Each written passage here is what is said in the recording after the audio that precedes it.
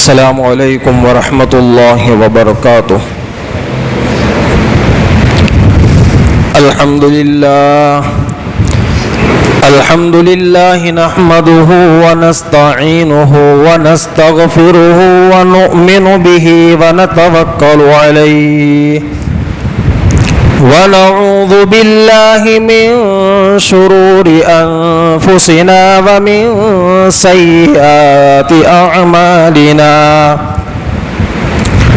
من يهده الله فلا مضل له ومن يضلله فلا هادي له ونشهد أن لا إله إلا الله وحده لا شريك له ونشهد أن سيدنا وسندنا وحبيبنا وشفيعنا ومولانا وأولانا محمدا عبده ورسوله أرسله إلى كافة الناس بشيرا ونذيرا وداعيا إلى الله بإذنه وسراجا منيرا فأعوذ بالله من الشيطان الرجيم بسم الله الرحمن الرحيم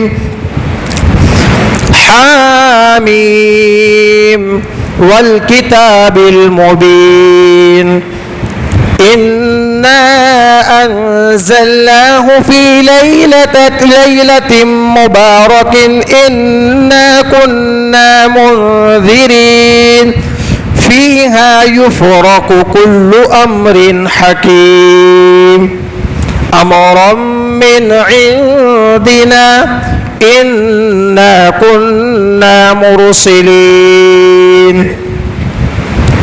صدق اللہ العظیم۔ عزیز ساتھیوں، دوستوں اور بزرگوں،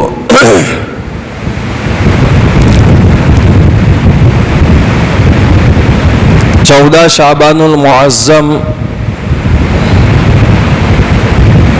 آج بعد نماز مغرب سے، جس کو ہم شب برات کہتے ہیں، عبادت والی رات جس میں ہر بندہ عبادت کا اہتمام کرتا ہے۔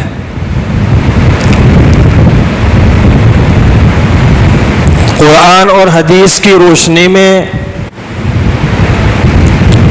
اس رات کے تعلق سے کچھ باتیں عرض کرنا چاہتا ہوں۔ اسلام یہ غلو سے پاک ہے، افراط اور تفریط سے پاک ہے۔ چنانچہ شب برات کے تعلق سے ایک گروہ وہ ہے جو شب برات کی فضیلت کا بالکلیہ انکار کرتا ہے، اور ایک گروہ وہ ہے جو شب برات کی رات میں عبادت کو بدعت کہتا ہے، اور ایک جماعت وہ ہے جو شب برات میں افراط و تفریط سے آگے نکل کر من گھڑت طریقے اپنی طرف سے بناتا ہے کہ اس رات میں اس طرح عبادت کا اہتمام کیا جائے گا، فلاں نماز پڑھی جائے گی، فلاں نماز میں سورہ فاتحہ کے بعد فلاں سورت پڑھی جائے گی، یعنی اپنی طرف سے عبادت کا طریقہ اختیار کرتا ہے۔ اب ہمیں افراط و تفریط سے بچتے ہوئے شریعت کا کیا طریقہ ہے اس کو سننا ہے۔ مجھے امید ہے کہ اللہ مجھے صحیح کہنے کی اور آپ کو صحیح سننے کی توفیق عطا فرمائے گا، اور ہمیں اسی طرح کرنا ہے جس طرح ہمارے نبی نے کیا ہے، صحابہ نے کیا ہے، جو طریقہ شرعی طریقہ ہے۔ کیونکہ میں اکثر جمعہ کی تقریر میں یہ بات عرض کرتا ہوں کہ ہم شریعت کے مکلف ہیں، شریعت میں جو چیز جس طریقے سے ہے اسی طریقے سے کی جائے گی۔ اپنی طرف سے کریں گے تو اس کو بدعت کہا جائے گا۔ اسلام اور شریعت میں کوئی نیا طریقہ اختیار کیا جاتا ہے جو قرآن اور حدیث میں نہیں ہے تو اس کو کیا کہا جاتا ہے؟ بدعت کہا جاتا ہے۔ اب اس رات کی فضیلت کے تعلق سے قرآن کیا کہتا ہے، اس میں لوگوں کے اقوال کیا ہے، تو سب سے پہلے میں اس کو ذکر کر دوں کہ اللہ تبارک و تعالی نے قرآن شریف کے اندر سورہ دخان میں ارشاد فرمایا، انا انزلناہ فی لیلۃ مبارکۃ انا کنا منذرین۔ اس آیت کو لے کر کچھ لوگوں نے یہ کہہ دیا کہ لیلۃ مبارکۃ سے شب برات مراد ہے، یہاں پر شعبان کی 15ویں رات مراد ہے کہ ہم نے اس کو نازل کیا مبارک رات میں، انا کنا منذرین، ہم اس کے ذریعے تنبیہ کریں گے، لوگوں کو ڈرائیں گے، یعنی ہم نے اس قرآن کو مبارک رات میں نازل کیا۔ اور یہ رائے حضرت اکرمہ رحمۃ اللہ علیہ کی ہے جو تابعی ہے، ان کی رائے یہ ہے کہ اس آیت کے ذریعے گویا شب برات مراد ہے۔ پھر آگے اللہ کہتا ہے فیہا یفرق کل امر حکیم، اس رات کے اندر زندگی اور موت کے فیصلے کیے جاتے ہیں، امر من عندنا انا کنا مرسلین۔ تو ایک جماعت اس میں سے حضرت اکرمہ رحمۃ اللہ علیہ بھی ہے، ان کا قول یہ ہے کہ لیلۃ مبارکۃ سے شب برات مراد ہے، لہذا قرآن کی اس آیت سے شب برات کی فضیلت معلوم ہوتی ہے۔ یہ کس کی رائے ہے؟ حضرت اکرمہ رحمۃ اللہ علیہ کی رائے ہے۔ اب آگے ہم چلتے ہیں کہ دوسرے محققین کی کیا رائے ہے۔ دوسرے مفسرین کا قول اس کے اندر سے حضرت قتادہ ہے، حضرت مجاہد ہے، حضرت حسن بصری رحمۃ اللہ علیہ ہے۔ ان لوگوں کا کہنا یہ ہے کہ انا انزلناہ فی لیلۃ مبارکۃ انا کنا منذرین، ہم نے اس کو مبارک رات میں نازل کیا اور ہم اس کے ذریعے ڈرانے والے ہیں۔ تو اگر مبارک رات میں نازل کیا تو مبارک رات کی تفصیل دوسری آیتوں کے اندر دیکھیے کہ اللہ قرآن میں یہ کہہ رہا ہے شہر رمضان الذی انزل فیہ القرآن، رمضان کا مہینہ وہ ہے جس میں قرآن شریف کو نازل کیا گیا۔ جب اس آیت سے یہ بات واضح طور پر پتہ چلتی ہے کہ قرآن مقدس رمضان کے مہینے میں نازل ہوا تو لیلۃ مبارکۃ سے گویا رمضان کی کوئی رات مراد ہے۔ اب رمضان کی کون سی رات مراد ہے؟ تو آگے چلیے سورہ قدر کے اندر اور بہت سی تفصیلات کے اندر حضرت شیخ نے فضائل رمضان کے اندر اس کی تفصیل بتائی ہے، سمجھے کہ نہیں؟ اللہ تعالیٰ قرآن مجید کے اندر ارشاد فرماتا ہے انا انزلناہ فی لیلۃ القدر، بلا شبہ ہم نے قرآن کو لیلۃ القدر میں نازل کیا۔ تو معلوم یہ چلا کہ سورہ دخان کی جو آیت ہے لیلۃ مبارکۃ انا کنا منذرین، یہ لیلۃ مبارکۃ سے شب برات مراد نہیں ہے بلکہ لیلۃ مبارکۃ سے شب قدر مراد ہے، کیونکہ قرآن کے اندر صاف طور سے اللہ نے کہہ دیا ہم نے قرآن کو شب قدر میں نازل فرمایا۔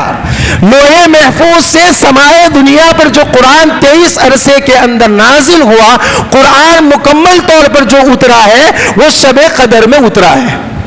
اب آپ کو تو معلوم ہے رمضان میں جب شب قدر کے اندر بیانات ہوتے ہیں، اسی طریقے سے فضائل رمضان پڑھی جاتی ہے، تو یہ بات آپ کو معلوم ہے کہ شب قدر کون سی رات میں آتی ہے، کون سی رات میں قرآن نازل ہوا، سمجھے کہ نہیں؟ بعض جگہ کتابوں کے اندر لکھا ہے کہ 25ویں رات تھی، کیونکہ شب قدر کی تعین کو اٹھا لیا گیا تھا، اللہ کے رسول سے بلا دیا گیا تھا۔ اس کے اندر واقعہ لکھا ہے پیارے آقا صلی اللہ علیہ وسلم جا رہے تھے، دو آدمیوں کا جھگڑا ہو رہا تھا، آپ نے فرمایا ان کے جھگڑے کی وجہ سے شب قدر کی تعین مجھ سے بلا دی گئی ہے، سمجھ میں آیا کہ نہیں؟ تو شب قدر کو اس بارے میں تاکید آئی ہے کہ تم شب قدر کو تاک راتوں میں تلاش کرو، 21 23 25 27 29 ان راتوں میں جاگو اور شب قدر کو تلاش کرو۔ چنانچہ ہمارے سامنے دو دلیلیں ہیں کہ جن آیتوں سے یہ پتہ چلتا ہے کہ لیلۃ مبارکۃ سے مراد شب قدر ہے، شب برات نہیں ہے۔ تو معلوم یہ چلا کہ دوسرے مفسرین کا جو قول ہے وہ راجح قول ہے، اور راجح قول کون سا ہے کہ لیلۃ مبارکۃ سے شب برات نہیں، شب قدر مراد ہے۔ اور حضرت اکرمہ حضرت عبداللہ ابن عباس کے شاگرد ہے، اور عبداللہ ابن عباس کا قول وہی ہے کہ لیلۃ مبارکۃ سے شب جو ہے قدر مراد ہے، شب برات مراد نہیں ہے۔ لہذا راجح قول اور محققین کی تحقیق یہی ہے کہ لیلۃ مبارکۃ سے شب برات یعنی نصف شعبان کی رات مراد نہیں ہے، بلکہ شب قدر کی رات مراد ہے۔ ارے یہاں تک سمجھ میں آ گیا؟ اب آگے چلتے ہیں۔ دوسری دلیل یہ بھی ہے کہ تمام آسمانی کتابیں، دوسری بھی جو آسمانی کتابیں ہیں، تورات ہے، انجیل ہے، زبور ہے، صحیفے ہیں، صحیفے چھوٹی چھوٹی کتابوں کو کہتے ہیں۔ حضرت ابراہیم علیہ السلام کے اوپر نازل ہوئے، اسی طریقے سے حضرت ادریس، حضرت شیس علیہ السلام پر۔ تو دوسری جو آسمانی کتابیں ہیں وہ بھی رمضان المبارک کے مہینے میں نازل ہوئی ہے۔ چنانچہ کتابوں میں لکھا ہے، حضرت مفتی احمد صاحب خانپوری دامت برکاتہم العالیہ نے جو ہے لکھا ہے کہ حضرت ابراہیم علیہ السلام پر جو صحیفہ اترا وہ پہلی رمضان کے اندر اترا۔ حضرت موسیٰ علیہ السلام پر تورات نازل ہوئی، وہ 6 رمضان کو نازل ہوئی۔ حضرت داؤد علیہ السلام پر زبور نازل ہوئی، 12 رمضان کو نازل ہوئی۔ اور قرآن شریف اللہ کے رسول صلی اللہ علیہ وسلم کی ذات اقدس پر اترا تو وہ بھی لیلۃ القدر کے اندر اترا۔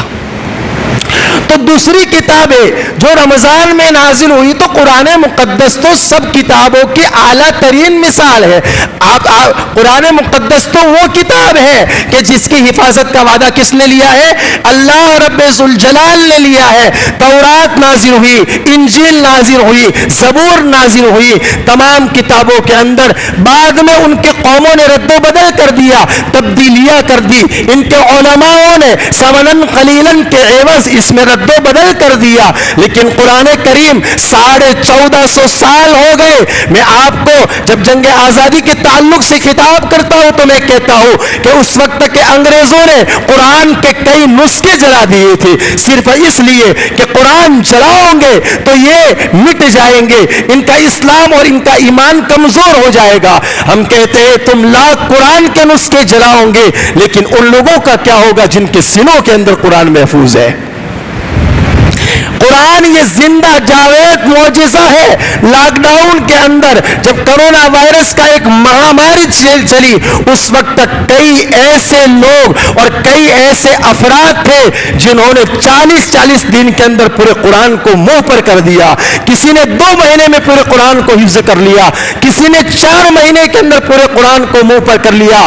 اللہ تعالیٰ کہتا ہے وَلَقَدْ يَسَّرْنَا الْقُرْآنَ لِلذِّكْرِ فَهَلْ مِن مُدَّكِرٍ، ہم نے قرآن کو یاد کرنے والے کے لیے آسان کر دیا ہے، ہم نے یہ معجزہ بنا دیا ہے۔ تمام ہزاروں کروڑوں آج دنیا کے اندر حافظ قرآن ہے، تم کتنے نسخے جلاؤ گے؟ اس حافظ قرآن کا کیا ہوگا جس کے سینے کے اندر قرآن محفوظ ہے؟ جو تراویح میں پڑھاتے ہیں، پیچھے مقتدی جو ہے سنتے ہیں، ان کے سامنے قرآن نہیں ہوتا، وہ منہ پہ سناتے ہیں۔ زبر زیر پیش کی غلطی فوراً جو ہے پیچھے حافظ صاحب لقمہ دیتے ہیں، زبر زیر پیش کی غلطی کو گوارا نہیں کرتے۔ چنانچہ اس قرآن مقدس کی حفاظت کا وعدہ کس نے لیا؟ انا انزلناہ فی انا وما ارسلناک، قرآن کریم کے اندر اللہ فرمایا انا نحن نزلنا الذکر وانا لہ لحافظون، ہم نے اس قرآن کو نازل کیا اور ہمیں اس کی حفاظت کے ذمہ دار ہیں۔ تو معلوم یہ چلا کہ جب دوسری آسمانی کتاب رمضان میں نازل ہوئی ہے تو قرآن مقدس بھی رمضان المبارک کے اندر نازل ہوا ہے۔ اب آگے چلتے ہیں۔ آیت بالا میں فی لیلۃ مبارکۃ انا کنا منذرین، اس سے شب برات مراد نہیں ہے، شب قدر مراد ہے۔ میں نے اس کو سمجھا دیا آپ کو، اور اس کے اندر جس کا قول تھا وہ بھی نقل کر دیا۔ قرآن کریم کی دوسری آیات جو تھی اس کو بھی آپ کے سامنے ذکر کر دیا۔ اب اس رات کی فضیلت کے بارے میں روایتیں کیا ہے؟ تو پہلے تو یہ سن لے کہ صحاح ستہ جو حدیث کی بڑی بڑی کتابیں ہیں، بخاری شریف، مسلم شریف، ابن ماجہ ہے، نسائی شریف ہے، ابو داؤد شریف ہے، ترمذی شریف ہے. تو صحاح ستہ میں کوئی ایسی روایتیں ملتی نہیں ہیں. حدیث کی ایک روایت ملتی ہے حضرت علی رضی اللہ تعالیٰ عنہ کی. اس کے علاوہ حدیث کی جو دوسری کتابیں ہیں اس کے اندر کچھ روایتیں ملتی ہیں جس کے تعلق سے یہ کہا جاتا ہے کہ 10 صحابہ سے وہ روایتیں منقول ہے. اور محدثین کا قاعدہ ہے کہ جب کوئی ضعیف روایت ہوتی ہے اس کے مقابلے میں کوئی صحیح روایت نہیں ہوتی ہے، اور وہ ضعیف روایتیں کئی سند سے، کئی طریقوں سے جب منقول ہو کر آتی ہیں، سمجھے کہ نہیں، تو وہ متحمل ہو جاتی ہے اس بات کی کہ اس کو فضیلت کے باب میں، فضیلت کے بیان میں اس کو سنایا جاوے اور اس پر عمل کرایا جاوے. تو باقی صحاح ستہ کے اندر ایسی کوئی روایتیں نہیں ہے. اب جو ہے خیر القرون، اللہ کے رسول صلی اللہ علیہ وسلم کے زمانے کے اندر آپ نے فرمایا، ہم خطبے کے اندر سنتے بھی ہیں ثم الذین یلونہم ثم الذین یلونہم، آپ کے زمانے سے جو قریب لوگ ہیں وہ خیر القرون ہیں، صحابہ کا زمانہ، تابعین کا زمانہ، تبع تابعین کا زمانہ. تو ان کے زمانے سے جو ہے اس رات کے اندر جاگنے کا اہتمام کیا جاتا تھا، اس رات میں عبادت کی جاتی تھی. صحابہ کے زمانے میں، تابعین کے زمانے میں، تبع تابعین کے زمانے میں. جب خیر القرون سے اس کا طریقہ چلا آ رہا ہے، سمجھے کہ نہیں، تو اس رات کے اندر ہم بھی کیا کریں گے؟ جاگ کر عبادت کریں گے. خیر القرون سے یہ زمانہ چلا رہا ہے. اور ایک روایت حضرت عائشہ رضی اللہ تعالیٰ عنہ کی ہے جو مشہور ہے کہ حضرت عائشہ فرماتی ہے کہ پیارے آقا صلی اللہ علیہ وسلم میرے حجرے میں تشریف لائے. کہاں تشریف لائے؟ میرے حجرے میں سونے کے لیے تشریف لائے. آپ تھوڑی دیر کے لیے لیٹ گئے، پھر اس کے بعد حضرت عائشہ فرماتے ہیں کہ مجھے پتہ ہی نہیں چلا آپ کب جو ہے اٹھ کھڑے ہو گئے اور آپ نکل گئے. میں نے تھوڑی دیر کے بعد دیکھا کہ اللہ کے رسول صلی اللہ علیہ وسلم تو ہے نہیں، تو میں چلتی رہی دیکھا تو آپ علیہ الصلوۃ والسلام جنت البقیع کے اندر مردوں کے لیے مغفرت کی دعا کر رہے ہیں. مردوں کے لیے مغفرت. آپ صلی اللہ علیہ وسلم وہاں سے فارغ ہو کر عبادت کے اندر مشغول ہو گئے اور اتنا لمبا سجدہ کیا. حضرت عائشہ فرماتی ہے کہ میں اس بارے کے اندر خوف زدہ ہو گئی کہ کہیں کوئی دوسرا واقعہ تو پیش نہیں آ گیا، کیونکہ عائشہ کو محبت تھی اور جس کو محبت ہوتی ہے وہ زیادہ خوف زدہ ہوتا ہے کہ کیا ہو گیا، اتنا طویل سجدہ، سمجھے کہ نہیں. اللہ کے رسول کے پیچھے پاؤں مبارک پر ہاتھ لگائے حضرت عائشہ نے، سمجھے کہ نہیں، یعنی اللہ کے رسول نے اتنا لمبا سجدہ کیا، سمجھے کہ نہیں، آپ نے سجدہ بہت طویل کیا. اب ہم لوگوں نے آج ایک جو ہے ماحول بنا دیا ہے، سمجھے کہ نہیں. اب دیکھو نا ہمارے یہاں شب برات آتی ہے نا تو ایک دن پہلے نہ معلوم کیسی تیاریاں شروع ہو جاتی ہے، سمجھے کہ نہیں. عبادت سے زیادہ تو چمک دمک ہوتی ہے، عبادت سے زیادہ کیا ہوتی ہے؟ چمک دمک، لائٹنگ بائٹنگ وغیرہ بہت زیادہ اہتمام کے ساتھ کیا. میں آپ کو یہ سمجھانا چاہتا ہوں بھائی جو ثابت ہے وہ کرو نا. جب آپ کو اللہ کو راضی کرنا ہے تو وہ کام کرو جس سے اللہ خوش ہوئے، رسول خوش ہوئے، وہ کام کرنا ہے. سمجھ میں آیا کہ نہیں؟ تو اور سب سے زیادہ اہتمام ہمارے یہاں اس رات میں قبرستان جانے کا ہوتا ہے. ابھی فجر کے اندر ہم لوگ تفریح میں جاتے ہیں، سمجھے کہ نہیں، تو دکانوں پہ نظر پڑی یا باہر نکلتے ہیں نا تو گلاب کے پھولوں کا ڈھیر لگ گیا. گلاب کے پھولوں کا، ہاں میں نے بولا اچھا آج تو میاں بھائی کی شب برات ہے. تو یہ تمام چیزیں جو ثابت نہیں ہم نے اس کو ثابت کر دیا ہے. جو چیزیں نہیں ہیں ہم نے اس کو جو ہے عبادت سمجھ کے ہم کر رہے. دیکھو ایک بات یاد رکھنا، انسان کوئی گناہ کرتا ہے، کوئی فرض چھوڑ دیا یا کوئی مستحب یا کوئی بھی چیز ہے، زکات یا کوئی بھی چیز ہے، حقوق اللہ چھوڑ دیا، سمجھے کہ نہیں، اس کی قضا کر، اللہ سے توبہ کی، اللہ اس کو توبہ کی توفیق نصیب فرما. لیکن ایک چیز جو عبادت نہیں ہے اس کو عبادت سمجھ کر کرنا، تو یہ ثواب کے بجائے انسان کو گناہ ملے گا اور اس پر توبہ کی توفیق جلدی نہیں ملے گی. یہ میں نے پہلے ذکر کیا تھا. تو جو چیزیں عزیز ساتھیوں ثابت ہے ان چیزوں کو کیا جائے.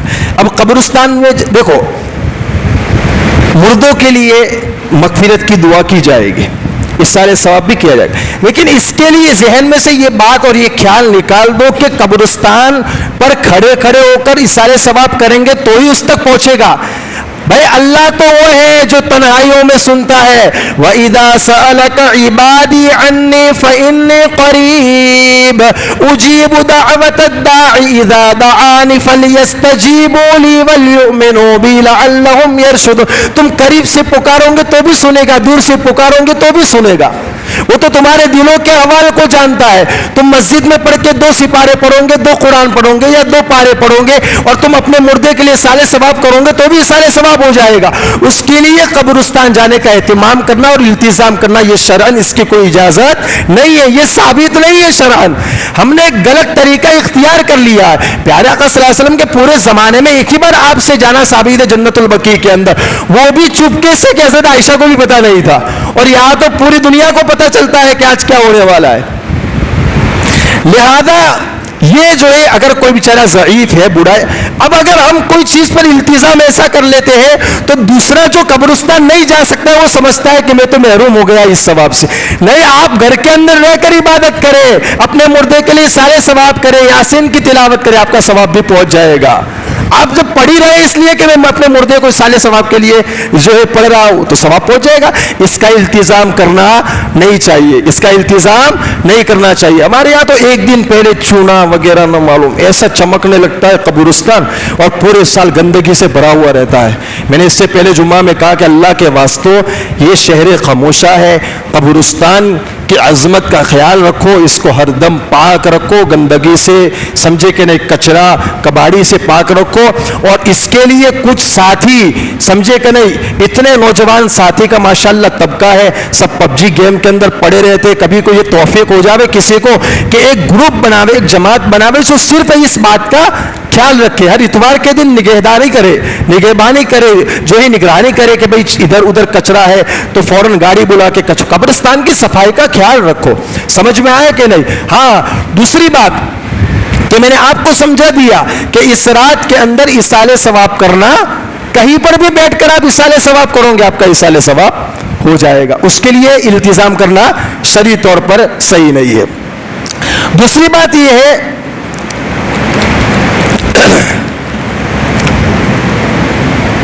اللہ کے رسول صلی اللہ علیہ وسلم فرماتے ہیں کہ اس رات کی فضیلت کے بارے میں کہ بندہ جب مغفرت کی دعائیں مانگتا ہے, اللہ اس رات میں قبیلہ بنو کلب کی بکریوں پر جو بال ہے اس طرح لوگوں کی مغفرت فرماتے ہیں. یہ ایک ایگزامپل دیا, ایک مثال دی, یعنی کثرت سے لوگوں کی اللہ تعالیٰ کیا کر دیتا ہے, معافی کر دیتا ہے, معاف کر دیتا ہے. چنانچہ جب 14ویں رات یعنی 14ویں شعبان ہے, مغرب سے گویا اللہ تبارک و تعالیٰ کے دربار سے اعلان ہونا شروع ہو جاتا ہے, اور یہ اعلان صبح صادق تک ہوتا ہے کوئی مغفرت چاہنے والا, کیا کہتا ہے اللہ, اعلان کرتا ہے کوئی مغفرت چاہنے والا جو روئے, اپنے گناہوں سے معافی منگوائے, میں اس کو معاف کر دوں. سمجھ میں ہے کوئی روزی کا طلبگار, ہے کوئی مارا جو روزی کے لیے دنیا کے پیچھے اپنے آپ کو کھپاتا ہے, مانگ لے آج, اللہ کہتا ہے میں تجھے حلال اور پاکیزہ روزی دوں گا. ہے کوئی مصیبت کے اندر گرفتار کہ میں اس کو مصیبت سے چھٹکارا دوں گا. یہ مغرب سے لے کر فجر تک یہ آواز لگتی ہے. سمجھ میں آیا کرے.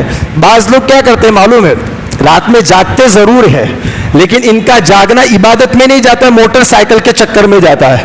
کس میں جاتا ہے؟ بس موٹر سائیکل کے چکر لگاتے رہو, ادھر سے ادھر, ادھر سے ادھر.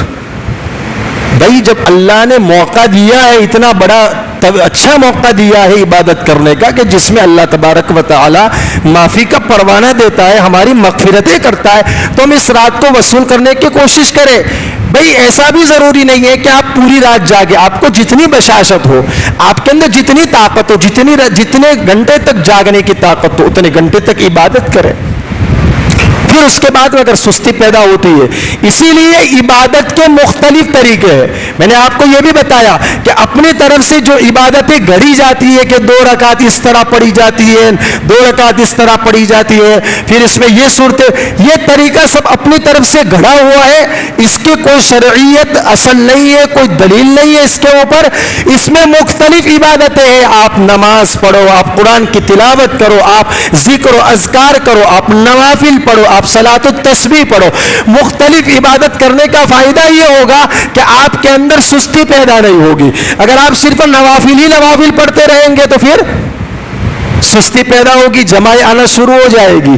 کچھ لوگ کہتے ہیں مولوی صاحب دل ہی نہیں لگتا ہے نماز پڑھنے کا. ہم کہتے ہیں کہ تم نے نفس کو عادت ڈالی نہیں ہے, کبھی مسجد میں آئے نہیں ہے, اب اس رات میں آ کر 2 نوافل شروع کری اور جماعت آنا شروع ہو گئی. شیطان تو شیطان ہوتا ہے کہ کبھی آیا نہیں, آج آ کے کیا کرے گا.